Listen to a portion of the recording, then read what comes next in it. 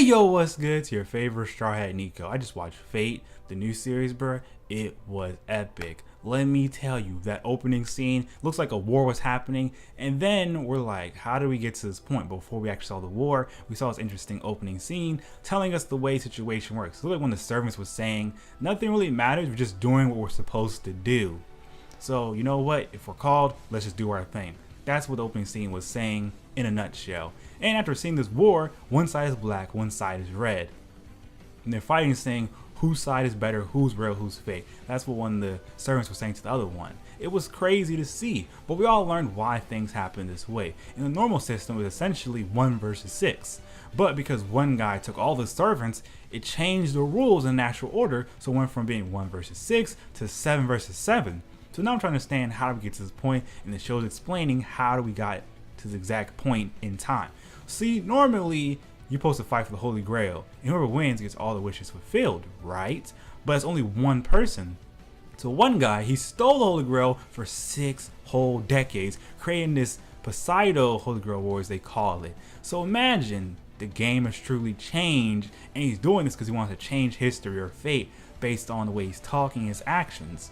Now he's a German man, and the funny thing is, he didn't have to do any of this. So they're trying to find out exactly what's going on and preparing to fight this war. Because it seems like because he messed up the game now, people are not supposed to be involved, have to get involved now. They have no choice. We're introduced to both sides and their motives. On one side with the German guy, normally it seems like the servants don't have a mind of their own. And if they do, they don't really have their own desires or wishes. They're just there to be there as weapons. But this time it seems like what this German guy is doing, he's allowing them to fill their dreams and wishes. And the funny thing is, one of them was saying he doesn't care about the Holy War anymore regardless. He just wants to make his golem. I think his name was Castor. So I was sitting here to myself like, they really made things different. Like the way they explained things, it was so, even if you're new to the show or the series, you know exactly what's happening. But if you've been there before, it's still making sense to you. And simply there's 2 conversations explaining the same thing of how we got to this point, what we got to do to fix it. Now, of course, he's recruiting people to fight in this war. He was asking this guy something, he's a bounty hunter. I lied. He called him a necromancer. He was like, so you want to be in or not? He said, give me a second.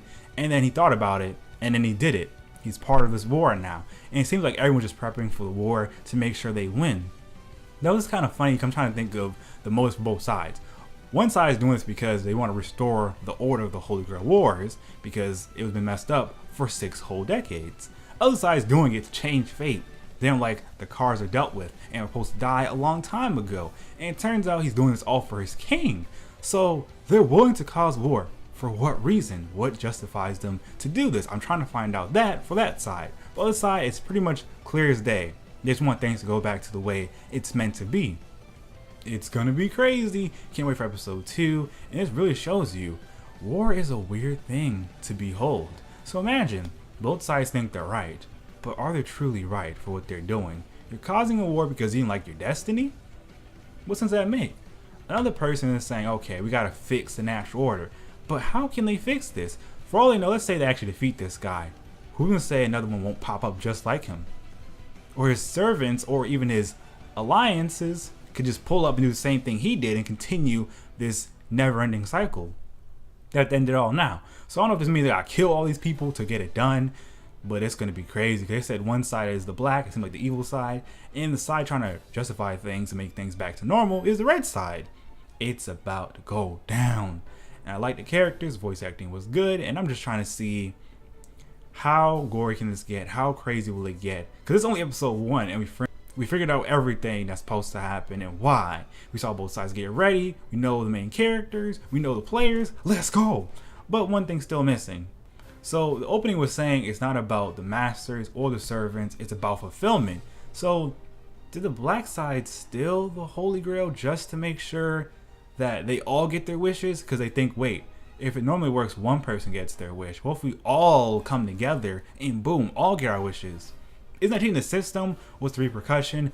What is the worst case scenario? Would be a curse happening to them? I want to know what's going to happen when all is said and done. So I'm going to keep watching. Can't wait to see how they can twist this into an interesting way. But hey, if you guys seen the Fate series before, what's your expectations for this one going forward? What do you want to see happen? What shouldn't happen? Are you into the Fate series at all? If you did, which one did you start with? I'm curious to find out. But pretty much saying everything I wanted to say. Can't wait for the next episode. It's gonna be lit, bro. Truly is. You can stay away from Fate series because I always think of it like, what's the point of watching one? But after seeing this one, it changed the entire game for me. So do your boy a favor. Like, comment, subscribe, share your favorite social medias, turn the notification bell on if you want to, for our Patreon if you want to back me financially, but it's all optional. But hey, appreciate you stopping by. I appreciate you stopping by. Can't wait to see you next time. But hey, I can say so much more, but my crew needs me.